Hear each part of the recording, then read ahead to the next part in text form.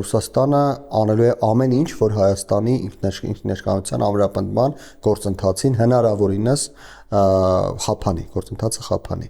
Դա հնարավոր կլինի անել ազգային ժողովում, կանեն ազգային ժողովում, այլ հատվածներում տնտեսական ճնշումների միջոցով մեկ տեսնում ենք, որ անում են, էլի շարունակելու են անել, քաղաքական ճնշումներ կփորձեն բանացնել, իհարկե կփորձեն բանացնել։ Իսկ երկիրը պատրաստ է դիմակայել։ Միայնակ Հայաստանի Հանրապետությունը իհարկե չի կարող դիմակայել, բայց իր գործընկերների օգնությամբ մինչ այս պահը դիմակայում է։ Մեր բախտը բերել է, որ կան աշխարհում կենտրոններ, որոնց շահերը այս պահին համեկել են Հայաստանի Հանրապետության շահերի հետ, առաջին հերթին դա իհարկե Եվրամիությունն է, բայց Միացյալ Նահանգները եւս որոշակի շահեր ունի առաջին հերթին տնտեսական, կան նաև շահեր, որոնք համընկնում են Հայաստանի եւ Իրանի պարագայում, կան շահեր, որոնք համընկնում են Հայաստանի եւ Թուրքիայի պարագայում, կան շահեր, որոնք համընկնում են Հայաստանի եւ Չինաստանի պարագայում, եւ եթե Հայաստանը կարողանա, Հայաստանի իշխանությունները կարողանան հմուտ մանևրեն այս շահերի առանցքում եւ Հայաստանի շահերը համադրեն այս շահերի հետ, ապա կկարողանան դիմակայել, մինչ այժմ ստացվում է։